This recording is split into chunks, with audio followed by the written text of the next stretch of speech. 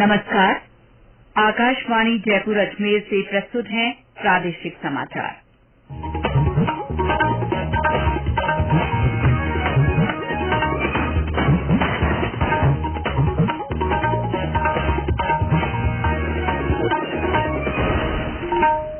मुख्य समाचार। G20 के सतत वित्त कार्य समूह की दूसरी बैठक उदयपुर में संपन्न। इसमें समूह की इस साल की कार्य योजना पर चर्चा हुई।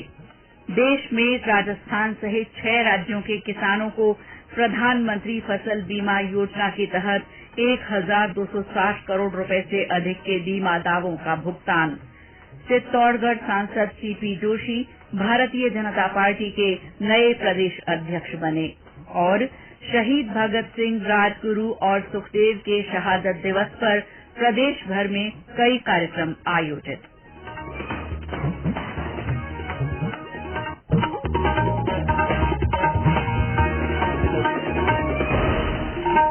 समाचारों के साथ मैं शीला चावला और अब समाचार विस्तार से। G20 के सतत वित्त कार्य समूह की दूसरी बैठक आज उदयपुर में संपन्न हुई।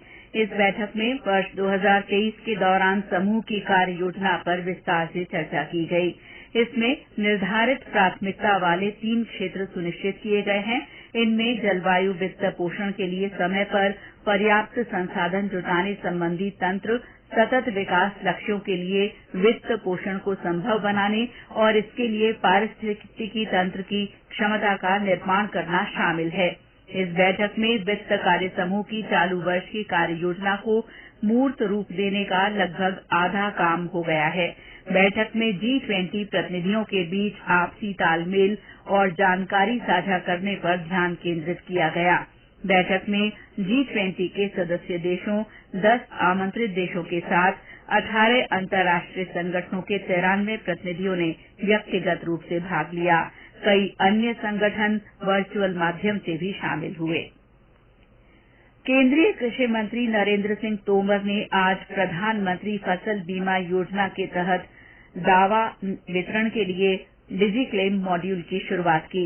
इसी के साथ 6 राज्यों के बीमित किसानों को 1,260 करोड़ रुपए से अधिक के बीमा दावों का भुगतान किया गया है। इसमें राजस्थान सहित उत्तर प्रदेश, हिमाचल प्रदेश, छत्तीसगढ़, उत्तराखंड और हरियाणा के किसान शामिल हैं। श्री तोमर ने कहा कि बीमित किसानों को अब तक 1,32,000 करोड़ रुपए की दावा राशि का वितरण किया जा चुका है। उन्होंने कहा कि सरकार उन राज्यों के संपर्क में है जो इस योजना से बाहर हो गए हैं। राज्यसभा के सभापति जगदीप धनखड़ ने सदन में जारी गतिरोध समाप्त करने और इसके सुचारू संचालन के लिए आज विभिन्न राजनीतिक दलों के नेताओं के साथ बैठक की। बैठक में विभिन्न राजनीतिक दलों के नेताओं ने भाग लिया। श्री धनखड़ ने राजनीतिक दलों के नेताओं से सदन में जारी गतिरोध समाप्त करने का आग्रह किया। बजट सत्र के दूसरे चरण की शुरुआत से ही संसद का कामकाज लगातार बाधित हो रहा है। भारतीय जनता पार्टी कांग्रेस नेता राहुल गांधी की लोकतंत्र पर की गई टिप्पणी को लेकर उनसे माफी की मांग कर रही है, जबकि विपक्षी दल अडानी समूह के मुद्दे पर संयुक्त संसदीय जांच समिति गठित करने की मांग कर रहे हैं। केंद्रीय स्वास्थ्य मंत्रालय ने लोगों को आगाह किया है कि कोविड महामारी अभी समाप्त नहीं हुई है। देश में कोविड की स्थिति को लेकर नई दिल्ली में मीडिया को संबोधित करते हुए केंद्रीय स्वास्थ्य सचिव राजेश भूषण ने बताया कि दुनिया भर में कोविड संक्रमण के औसतन 94,000 मामले रोजाना सामने आ रहे हैं।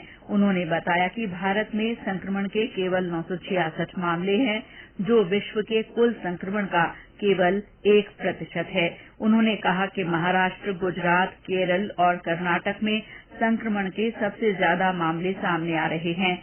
श्री भूषण ने कहा कि कोविड-19 से निपटने के आवश्यक उपायों से संबंधित एक विस्तृत परामर्श इन राज्यों को जारी कर दिया गया है।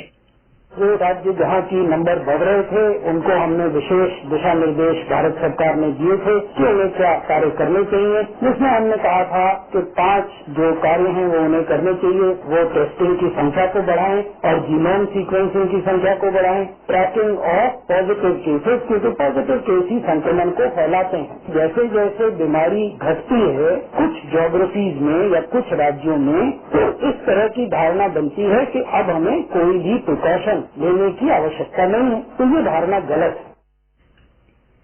प्रदेश में राइट टू हेल्थ बिल के विरोध में चिकित्सकों के प्रदर्शन की वजह से मरीजों को परेशानी का सामना करना पड़ रहा है।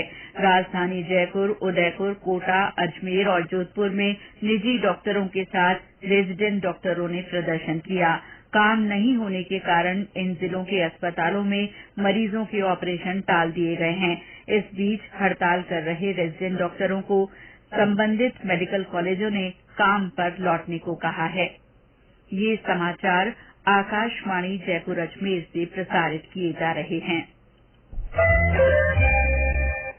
चित्तौड़गढ़ सांसद सीपी जोशी को भारतीय जनता पार्टी का प्रदेश अध्यक्ष बनाया गया है। उनकी नियुक्ति तत्काल प्रभाव से लागू हो गई है।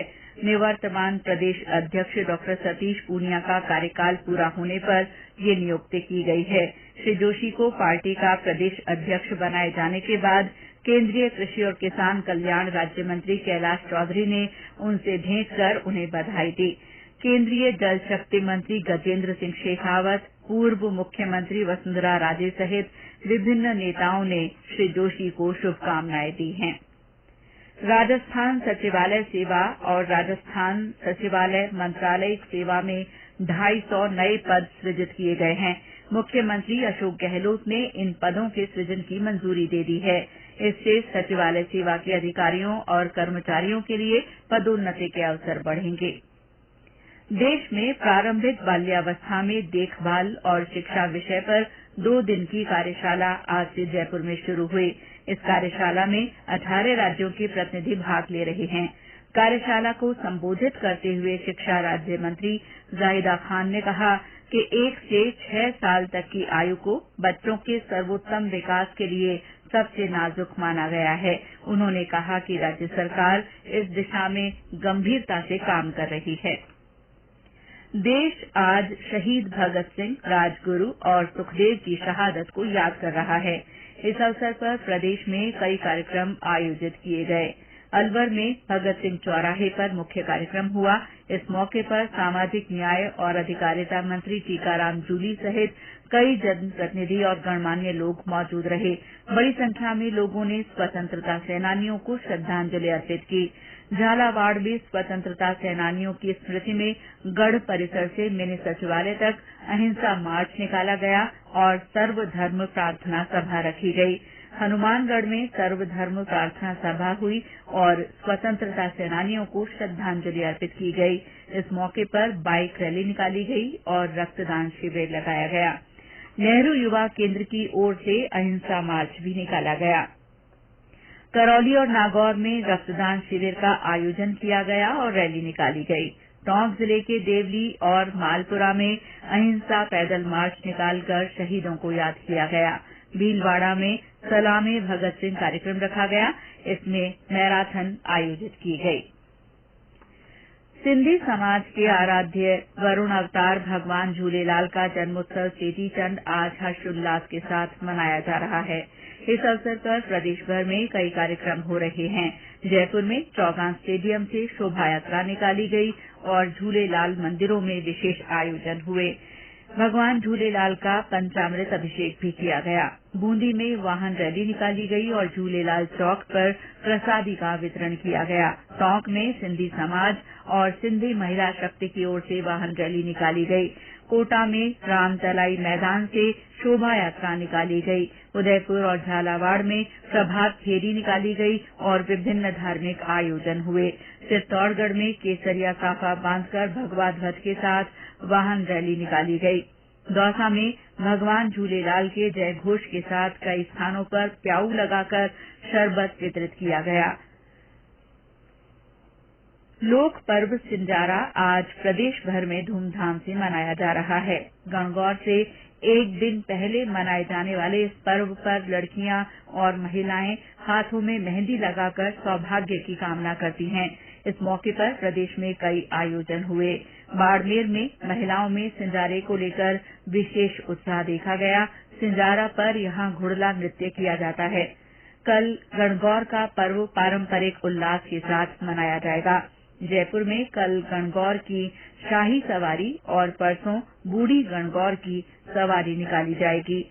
गणगौर मेले के उपलक्ष्य में जयपुर में कल आधे दिन का अवकाश रहेगा। रमजान का महीना कल से शुरू हो रहा है। हिलाल कमेटी ने घोषणा की कि बुधवार को चांद नजर नहीं आया, इसीलिए पहला रोजा शुक्रवार को रखा जाएगा। एक महीने रोजा रखने के बाद ईद उल फित्र मनाई जाएगी। प्रधानमंत्री नरेंद्र मोदी आगामी रविवार को आकाशवाणी के मन की बात कार्यक्रम में अपने विचार साझा करेंगे। ये इस कार्यक्रम की 99वीं कड़ी होगी। इसके लिए प्रधानमंत्री ने लोगों से सुझाव आमंत्रित किए हैं। श्रोता अपने विचार माईजीओवी ओपन फोरम या नमो ऐप पर साझा कर सकते हैं या 1800-117800 पर डायल कर अपना मैसेज रिकॉर्ड कर सकते हैं। आकाशवाणी समाचार जयपुर की ओर से श्रोताओं में मोटा अनाज के प्रति जागरूकता के लिए संदेश श्रृंखला चलाई जा रही है। इसमें श्रोता संदेश भेजकर बता सकते हैं कि वे अपने भोजन में मोटा अनाज किस तरह काम में लेते हैं। आज का संदेश हमें जोधपुर के श्रोता गोविंद प्रकाश राधीच ने भेजा है। उन्होंने लिखा है कि आयुर्वेद के अनुसार राबड़ी के उपयोग से वात, पित्त और कफ की समस्या से बचा जा सकता है। उन्होंने कहा कि सर्दी में गर्म और गर्मी में ठंडी राबड़ी का सेवन करना चाहिए। हमारे अन्य श्रोता भी मोटा अनाज के बारे में अपने संदेश लिखकर या रिकॉर्ड कर व्हाट्सएप नंबर 9441052368 पर भेज सकते हैं। और अंत में मुख्य समाचार एक बार फिर। G20 के सतत वित्त कार्य समूह की दूसरी बैठक उदयपुर में संपन्न हुई। बैठक में समूह की इस साल की कार्य योजना पर चर्चा की गई। देश में राजस्थान सहित 6 राज्यों के किसानों को प्रधानमंत्री फसल बीमा योजना के तहत 1260 करोड़ रुपए से अधिक के बीमा दावों का भुगतान किया गया है। चित्तौड़गढ़ सांसद सीपी जोशी भारतीय जनता पार्टी के नए प्रदेश अध्यक्ष बन गए हैं और शहीद भगत सिंह, राजगुरु और सुखदेव के शहादत दिवस पर प्रदेश में कई कार्यक्रम आयोजित हुए। इसके साथ ही प्रादेशिक समाचार बुलेटिन समाप्त हुआ। नमस्कार।